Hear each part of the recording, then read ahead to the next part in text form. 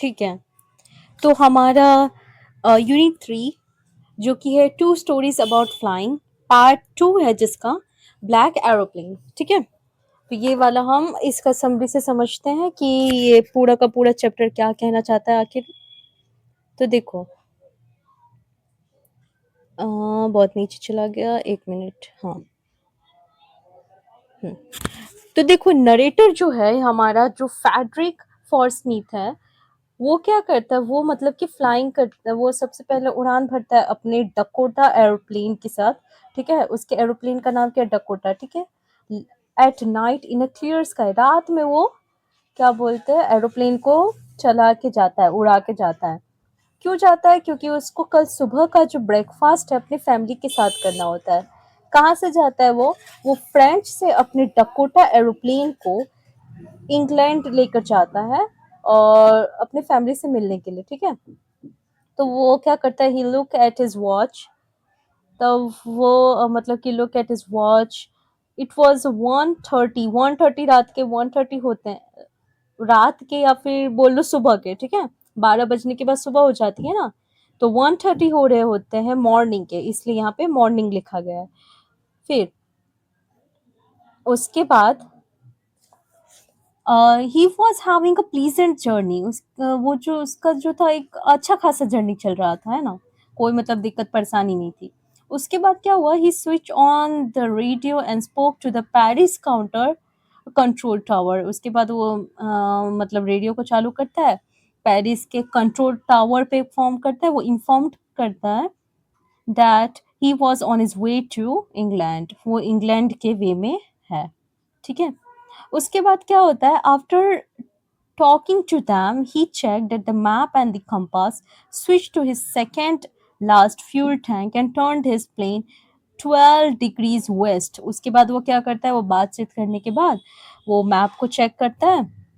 Map को check करने के बाद वो स्विच कर देता है सेकंड डायरेक्शन में, या तो और उसके पास जो लास्ट फ्यूल टैंक होता है वो भी रहता है। सभी चीज़ों को वो एक तरह से मतलब कि क्या कर देता है, स्विच कर देता है, फिर टैंक को बदल देता है और प्लेन को कितना 12 डिग्रीज वेस्ट की तरफ घुमा देता है। वो भी सडनली करता है ये सब चीज़। ठीक है। एट अ सडन बोला गया है। तो सडनली नहीं, सॉरी, सडनली वो करता नहीं है। सडनली क्या होता है, अचानक से उसे ना ब्लैक क्लाउड्स दिखते हैं। ये सब रात के ही समय में हो रहा है। तो उसे मतलब कि ब्लैक क्लाउड्स दिखते हैं, लाइक अ ह्यूज माउंटेन्स की तरह दिखते हैं इन फ्रंट ऑफ हिम। और उसको पता चलता है कि पेरिस जो है अभी 150 किलोमीटर बिहाइंड हिम, मतलब कि पीछे उसके 150 किलोमीटर पेरिस वो क्रॉस कर चुका है, ऐसा उसे पता चलता है। फिर क्या होता है कि उसे पता चल गया कि वो पेरिस के यहाँ पे, हाँ। उसके बाद कहाँ गए, उस he know that he could not fly and over the clouds. उसे पता चल जाता है कि वो फ्लाई नहीं कर पाएगा, ये क्लाउड्स इतने तुम ही सोचो यार, मतलब कि अगर सामने पूरा क्लाउड्स रहेंगे, पूरा का पूरा बादल है, तो रास्ता दिखेगा ही नहीं। इस टाइम पे रास्ता दिखेगा नहीं, क्लियर स्काई होता है तो डायरेक्शन भी पता चलता है, बट पूरा का पूरा बादल था तो इस वजह से उसे रास्ता भी नहीं पता चल रहा था।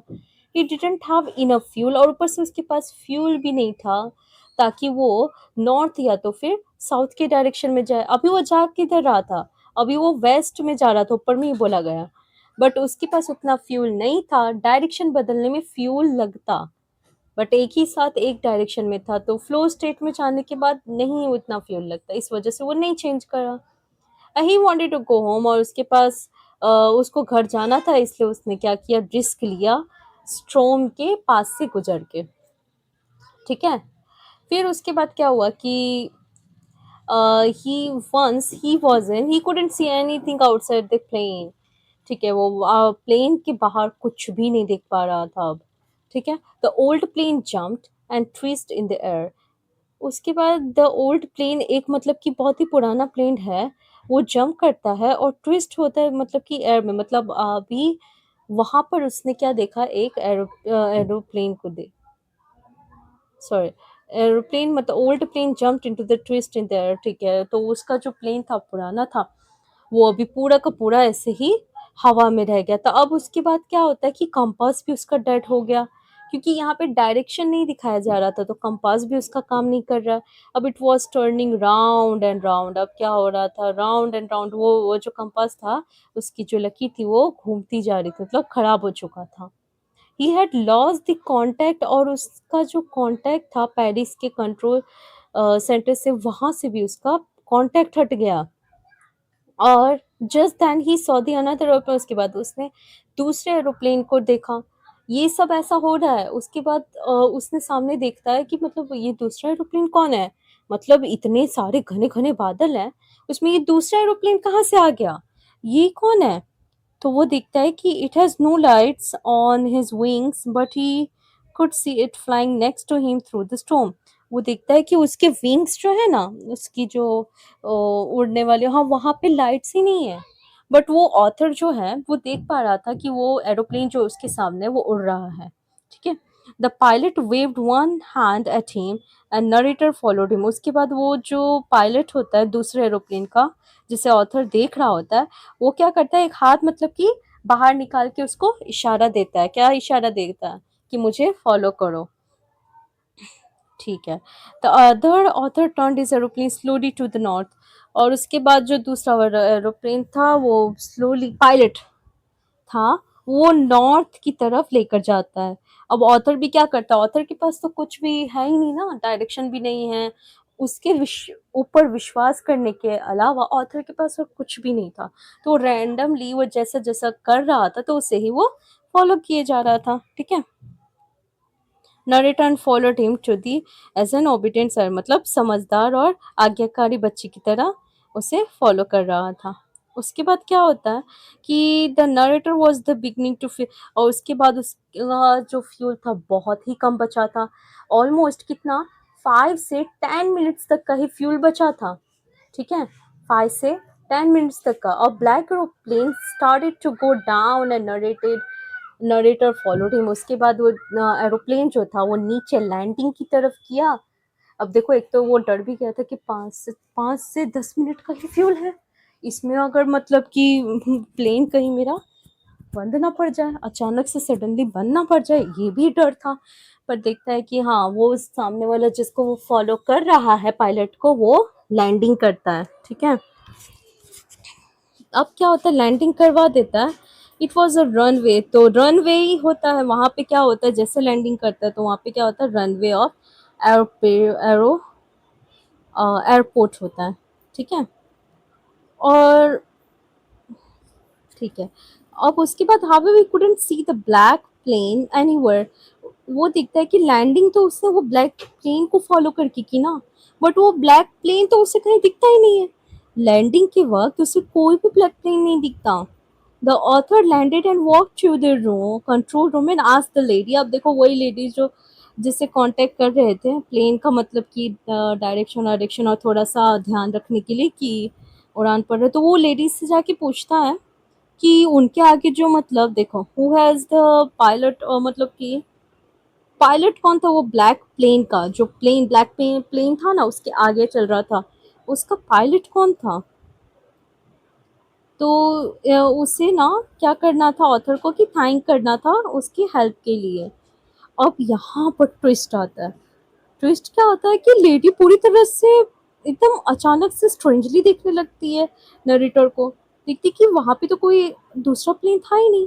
इतने स्टॉर्म में, इतना बेकार मौसम था, उसमें दूसरा स्टॉर्म, दूसरा कोई पायलट क्यों उड़ाएगा अपना प्लेन? तो उधर कोई था ही नहीं। और he couldn't see only the narrator plane in the radar. उसके बाद वो बोलती कि सिर्फ वो जो लेडी है, वो नरेटर के प्लेन को ही रडार पे देखती आते हैं, और कोई तो प्लेन दिखती ही नहीं है। तो यहाँ पे so the narrator was left totally confused as who have helped him to come safely to the airport from the storm without a compass or a radio. तो without enough fuel in the tanks it remained in a mystery. अब यहाँ होता है कि देखो, वो thank you करना चाहता रहता है।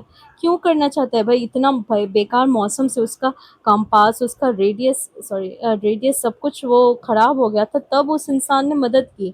बट वो तो था ही नहीं। वो नहीं था तो इसका मतलब कौन था? ये अब तक मिस्ट्री रह गया। ठीक है? तो इधर ही ये पूरा का पूरा जो अपना स्टोरी है वो ख़त्म होता है। आगे मैं ये पीडीएफ जो है पूरा का पूरा दे देती हूँ, ओके? ये पीडीएफ जो मैं पूरा का पूरा दे देती हूँ, इसमें सभी तरह के क्वेश्चंस हैं, आंसर्स हैं। ये पीडीएफ तुम्हें मिल जाएगा डिस्क्रिप्शन में। कुछ नहीं, ये जो अभी मैंने समरी समझाया ना, उसी के रिलेटेड जैसे-जैसे क्वेश्चन बन सकते हैं, जैसा-जैसा ग्रामर पार्ट बन सकता है, वही सब है, ठीक है? देख सकते हो ये नो सूनर, फिर एग्जैक्ट एमसीक्यू, प्रॉज बेस्ड, जिसके पेपर में मतलब जैसा आता है वो पूरा चैप्टर का एक तो बोल दूँ कि एक्सट्रैक्ट है ना? एक बार तुम पढ़ लेना, ये क्वेश्चन आंसर्स वही है जो हमने वो देखा, तुम बना के भी लिख सकते हो ऐसे। बस एक बार समरी जानने की ज़रूरत है, बाकी तो हो जाएगा। ठीक है, तो ये था पूरा चैप्टर, ठीक है? थैंक यू एवरीवन, और थैंक यू ये लास्ट तक देखने के लिए, और डू सब्सक्राइब, और ऐसे-ऐसे कंटेंट मैं लगातार बनाती रहूँगी, और भी चैप्टर्स मुझे इंक्लूड करने हैं। साथ ही साथ तुम्हें डिस्क्रिप्शन में मिल जाएगा और कमेंट सेक्शन में इसकी पीडीएफ मिल जाएगी, ठीक है? अपनी बोर्ड्स की प्रिपरेशन को स्ट्रॉन्ग करते रहो, रिवीजन करते रहो, और ऑल द बेस्ट।